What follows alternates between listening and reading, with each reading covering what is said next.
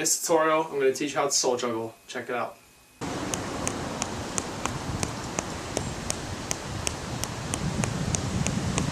Okay, so soul juggling is juggling the ball with the soles of your feet while lying on your back. And I suggest you start to practice this by learning the soul stall first.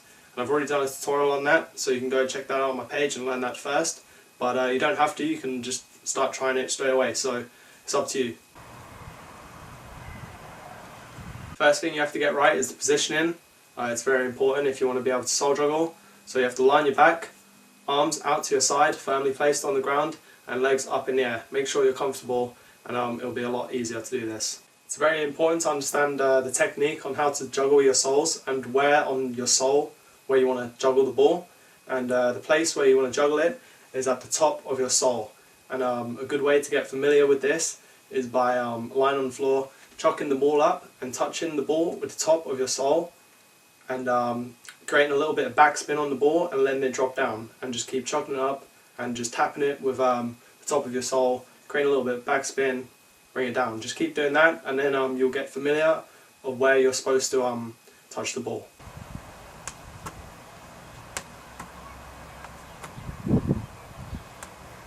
It's very important to skim the bottom of the ball when juggling. You don't want to push your legs up because it's uncomfortable, it doesn't look right. You want to skim underneath the ball. So you need to make a movement with your leg. That's what creates the backspin, and that's what makes the trick look good. So make sure you don't push up against the ball, skim for it.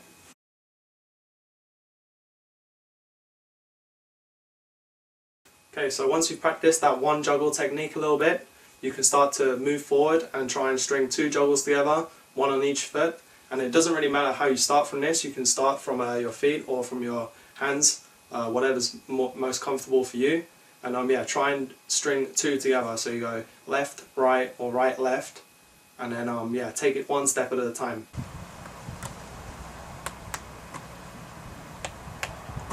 So at this stage where you're doing about 2 or 3, you'll soon realize that the backspin on the ball is very important. It's what keeps the ball in place, and it keeps the ball directly above you so you can see it, and it's in the perfect position for where your feet are.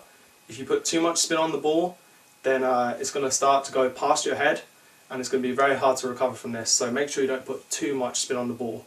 But backspin is very important with this trick.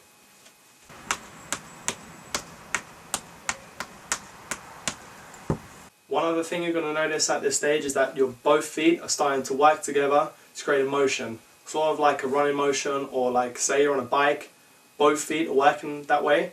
If you take the bike, flip yourself over, so you're lying on the back and you're riding the bike, it's the same motion with your feet. One foot, then the other, like that. So yeah, that's one thing to keep in mind about the technique, and it's very important.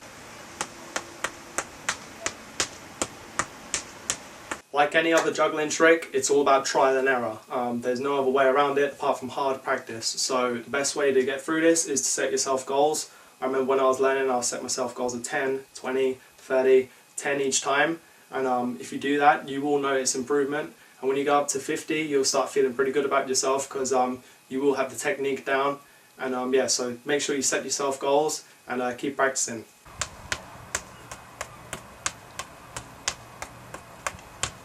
So that is soul juggling.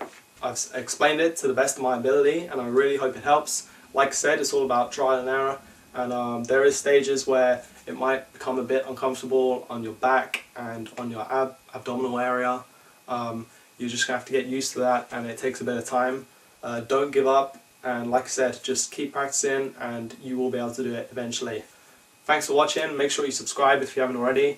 This t-shirt is available on learnsfreestyle.com. Every day I'm freestyling. Thanks for watching, and peace.